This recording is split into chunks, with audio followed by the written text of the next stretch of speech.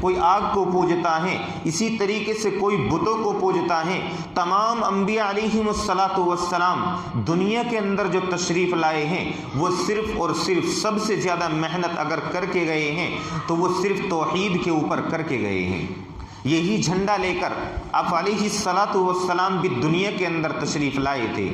اسی کو اللہ تبارک و تعالی نے یہ فرمایا، یا ایھا الذین آمنوا ادخلوا فی السلم کافہ ولا تتبعوا خطوات الشیطان، کہ ایمان والو مکمل طریقے سے اسلام کے اندر داخل ہو جاؤ۔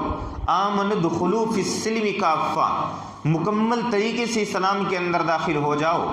ایسا نہیں ہے کہ نام تو اسلام ہی رکھ لیا ہے، نام سے تو پتہ چل رہا ہے کہ مسلمان ہیں، اور اعمال وہ کر رہا ہے جو غیر اللہ کو ماننے والے، بتوں کو پوجنے والے، شرک کرنے والے اعمال کرتا ہے تو سمجھتا ہے کہ تو مسلمان ہیں۔ نہیں، ایسا ایمان اللہ کے یہاں معتبر نہیں ہو سکتا ہے۔ اللہ کے یہاں جو ایمان معتبر ہوگا وہ ایمان معتبر ہوگا جس کے اندر شرک کی ملاوٹ نہیں ہوگی، جس کے اندر کسی طرح کا کوئی شرک نہیں پایا جائے گا۔ اگر کسی انسان نے اللہ کے ساتھ کسی کو شریک کیا ہے تو سمجھ لیجیے اللہ کے یہاں وہ ایمان معتبر نہیں ہو سکتا ہے۔ آج دنیا کے اندر ہمارے بچے اسلام کو نہیں سمجھ پا رہے ہیں، بس ہاں اتنی بات ہے کیونکہ وہ مسلمان گھرانے کے اندر پیدا ہوئے ہیں اور وہ یہ سمجھتے ہیں کہ ہاں ہم مسلمان ہیں، لیکن توحید کیا چیز ہے ان کو گھروں کے اندر یہ نہیں سمجھایا جا رہا ہے۔ حالانکہ آپ علیہ الصلاۃ والسلام نے 13 سال مسلسل جو محنت کی ہے وہ توحید کے اوپر محنت کی ہے کہ کسی طرح سے لوگوں کا عقیدہ صحیح ہونا چاہیے، مسلمانوں کا عقیدہ صحیح ہونا چاہیے۔ جب تک عقیدہ صحیح نہیں ہوگا اس کی رگ و ریشے کے اندر یہ بات کوٹ کوٹ کر نہیں بھری جائے گی کہ جو بھی چیز دی جاتی ہے اور دنیا کے اندر جو چیز بھی ہمیں ملتی ہے وہ ساری کی ساری اللہ کی طرف سے آتی ہے۔ چاہے وہ دنیاوی اعتبار سے ہمیں کھانا مل رہا ہو، گھر کے اندر کپڑا مل رہا ہو، کھانے پینے کی چیزیں ہوں، غرض ہے کہ جو بھی چیز دنیا کے اندر ہم استعمال کر رہے ہیں وہ تمام کی تمام چیزیں کس کی دی ہوئی ہیں؟ اللہ کی دی ہوئی ہیں۔ یہ تمام چیزیں آج ہم اپنے گھروں کے اندر بچوں کو نہیں سمجھاتے ہیں۔ گھروں کے اندر ہم بہت کچھ سمجھاتے ہیں کہ لڑنا نہیں ہے، جھگڑنا نہیں ہے، شراب نہیں پینی ہے، جوا سٹا نہیں کھیلنا ہے، یہ تمام چیزیں ہم اپنے بچوں کو سمجھاتے ہیں، لیکن کبھی یہ نہیں سمجھاتے کہ ہم ایک اللہ کو مانتے ہیں، ہم ایک اللہ کو مانتے ہیں جس کے کوئی اولاد نہیں ہے، جس کا کوئی شریک نہیں ہے، جس کا کوئی ثانی نہیں ہے، جس کا کوئی ہم نشی نہیں ہے، اور یہ سمجھ لیجئے کہ جس کا کوئی شریک نہیں ہے، وہ اپنی بادشاہت میں بالکل اکیلا ہے۔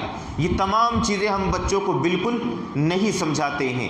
یہی وجہ ہے کہ آج مسلمانوں کو یہاں زیادہ تر عمل جو ہو رہا ہے، نماز، روزہ، حج، زکوٰۃ، ان تمام چیزوں کے اوپر تو عمل ہو رہا ہے کسی حد تک، لیکن توحید کا مسئلہ اتنا اہم ہے کہ آج اسلامی گھرانوں کے اندر اور مسلمان گھرانوں کے اندر خاص طور سے ہمارے نوجوان بچے آج ان کو یہاں تک نہیں پتہ ہے کہ ہم کس کی امت میں ہیں، ان کو نہیں معلوم ہے کہ ہم کو پیدا کس نے کیا ہے، ان کو نہیں معلوم ہے کہ دنیا کے اندر آنے کا مقصد اور منشا کیا ہے، کس وجہ سے اس انسان کو دنیا کے اندر پیدا کیا گیا ہے، یہ تمام چیزیں اس کو نہیں معلوم ہیں۔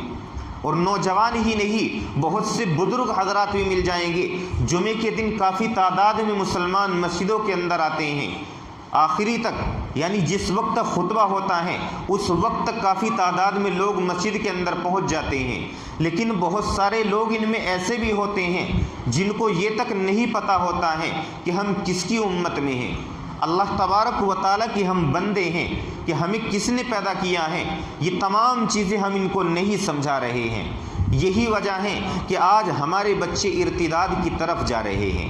آج ہمارے بچے جو خاص طور سے اسکول کالجوں کے اندر پڑھنے والے ہیں، چاہے وہ بچے ہوں یا بچیاں ہوں، وہ مرتد کیوں ہو رہے ہیں؟ کیونکہ ہم نے ان کو اسلام نہیں سمجھایا ہے۔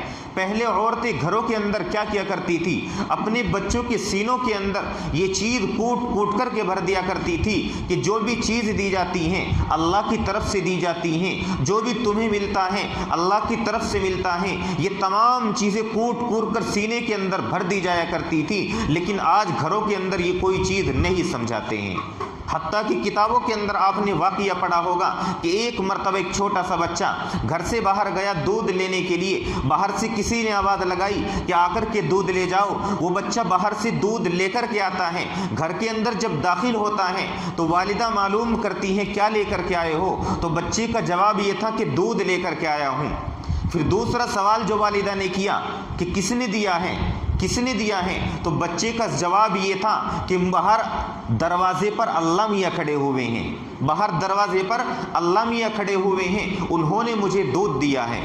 یہ جواب کیوں دیا تھا اس بچے نے؟ اس وجہ سے کہ ان کے گھر کے اندر یہ تعلیم دی جا رہی تھی کہ ہمیں دودھ دیا جا رہا ہو، یہ اسی طریقے سے کھانے کی کوئی چیز دی جا رہی ہو، حتیٰ کہ گھر کے اندر جتنی چیزیں استعمال کی جا رہی ہیں وہ سب کی سب کون دیتا ہے؟ اللہ تبارک و تعالیٰ دینے والا ہے۔ یہ تمام چیزیں گھروں کے اندر سمجھائی جا رہی تھی، آج گھروں کے اندر یہ چیزیں نہیں سمجھائی جاتی۔ گھروں کے اندر بچہ جب بولنے کے قابل ہوتا ہے تو اس کو سب سے پہلے کیا سمجھایا جاتا ہے؟ سب سے پہلے اس کو ڈیڈی، موم، یہ تمام الفاظ اس کو سکھائے جاتے ہیں۔ کیا یہی توحید سکھائی جا رہی ہے؟ تو بتاؤ، جب آپ کا بچہ اسکول کالج کے اندر جائے گا اور آپ نے اس کو توحید نہیں سکھائی ہے، اس کو نہیں بتایا ہے کہ ہم اللہ کو مانتے ہیں، ایک اللہ کی ہم پرستش کرتے ہیں، تو بتاؤ پھر آپ کا بچہ کیا سیکھے گا؟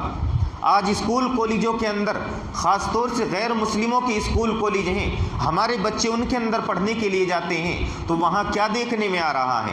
ان کے سامنے تھالی میں رکھ کر اگربتی پیش کی جاتی ہیں، اس میں چند مرچیں رکھ کر کے، اور یعنی اس کا سامان جو ہوا کرتا ہے، پرستش کا جو سامان ہوا کرتا ہے، ایک تھالی میں رکھ کر کے بچے کی آرتی اتاری جا رہی ہے۔ اب بچہ اس سے کیا سبق لے گا؟ بچہ کیا سیکھے گا؟ اسکول کالجوں کے اندر وہی سیکھے گا جو وہاں سکھایا جا رہا ہے۔ آج مسلمانوں کے بچے کیوں مرتد ہو رہے ہیں؟ اس کی بنیادی وجہ یہ ہے کہ جس وقت اس کو اسکول کے اندر نہیں، مدرسے کے اندر داخلہ لینا چاہیے تھا، اس کو وہاں پر پتہ ہونا چاہیے تھا کہ ہم اللہ کو مانتے ہیں، توحید کا مطلب کیا ہے، عقیدہ توحید کتنی اہم چیز ہے، یہ تمام چیزیں مکتب کے اندر اس کو سیکھنی تھی، لیکن ہم نے نہیں سکھائی ہے۔ آپ کو بتاتا چلوں، بنو عبد المطلب کے یہاں، ان کے خاندان کے اندر جب بھی کوئی بچہ دنیا کے اندر آنکھ کھولتا تھا، آپ علیہ الصلاۃ والسلام اس کو ایک آیت کریمہ سکھایا کرتے تھے۔ یعنی جب بچہ بولنے کے قابل ہو جاتا تو آپ علیہ الصلاۃ والسلام ایک آیت کی تعلیم دیا کرتے تھے، قل الحمد للہ الذی لم یتخذ ولدا ولم یکن لہ شریک فی الملک ولم یکن لہ ولی من الذل وکبرہ تکبیرا۔ اس آیت کریمہ کو آیت رفعت بھی کہا جاتا ہے، یعنی جو انسان اس کو پڑھے گا، اس کو سیکھے گا، اللہ تبارک و تعالی ضرور بھی ضرور اس کو بلندیاں مرحمت فرمائے گا۔ اس آیت کریمہ کو سکھانے کا کیا مطلب تھا؟ قل الحمد للہ الذی لم یتخذ ولدا، اللہ تبارک و تعالی نے فرمایا کہ تمام تعریفیں کس کے لیے ہیں؟ اللہ تبارک و تعالی کے لیے ہیں۔ تمام ستائش اور تمام تعریفیں اگر قابل تعریف کوئی ہستی ہیں تو اللہ تبارک و تعالی کی ذات ہیں۔ اگلے جملے کے اندر اللہ نے یہ فرما دیا، قل الحمد للہ الذی لم یتخذ ولدا، اس کے کوئی اولاد نہیں ہے، ولم یکن لہ شریک فی الملک، اللہ تبارک و تعالی نے پھر یہ فرما دیا کہ جس طریقے سے اس کے کوئی اولاد نہیں ہے، اس کی بادشاہت میں بھی کوئی شریک نہیں ہے، وہ اپنی بادشاہت میں بالکل تنہا ہے، اس کو کسی کی مدد کی ضرورت نہیں ہے۔ یہ تمام چیزیں بچوں کو گھر کے اندر سکھائی جا رہی ہیں۔ آپ علیہ الصلاۃ والسلام سب سے پہلے بچوں کو یہ سکھا رہے ہیں۔ آج ہمارے گھروں کا حال دیکھو، ہمارے بچوں کو آج ہماری مائیں اور ہماری بہنیں کیا سکھا رہی ہیں، آپ کی بیوی بچوں کو گھروں کے اندر کیا سکھا رہی ہیں۔ ان کو یہ تو سکھا دیا جاتا ہے کہ فلاں تیرا چاچا ہے، فلاں تیرا ماموں ہے، یہ تیرا باپ ہے، اس کو کس نام سے پکارنا ہے، اس کو ڈیڈی کہنا ہے، اس کو موم کہنا ہے، یہ تمام چیزیں اس کو سکھا دی جاتی ہیں، لیکن اس کو یہ نہیں سکھایا جاتا کہ ایک اللہ ہے، ہر چیز اللہ کی طرف سے دی جائے گی، کوئی بھی چیز تجھ کو نہیں ملے گی، اگر اللہ ہی چاہے تو تجھ کو مل سکتا ہے، کیونکہ اللہ ہر چیز پر قادر ہے، جب تک وہ نہیں چاہے گا تجھ کو کچھ بھی نہیں مل سکتا ہے۔ یہ تمام چیزیں گھروں کے اندر سکھائی جایا کرتی تھی، لیکن آج گھروں کے اندر یہ تمام چیزیں نہیں سکھائی جاتی۔ اللہ نے اس آیت کریمہ کے اندر مدد کے 3 طریقے بتلائے ہیں کہ انسان مدد کس طریقے سے لیتا ہے۔ اللہ نے ان تمام کی نفی کر دی ہے کہ مجھے ان میں سے کسی کی بھی ضرورت نہیں ہے۔ سب سے پہلی چیز اللہ نے سب سے پہلے کیا کہا؟ سب سے پہلے اللہ نے یہ کہا کہ دنیا کے اندر تمام تعریفیں کس کے لیے ہیں؟ اللہ تبارک و تعالیٰ کے لیے ہیں۔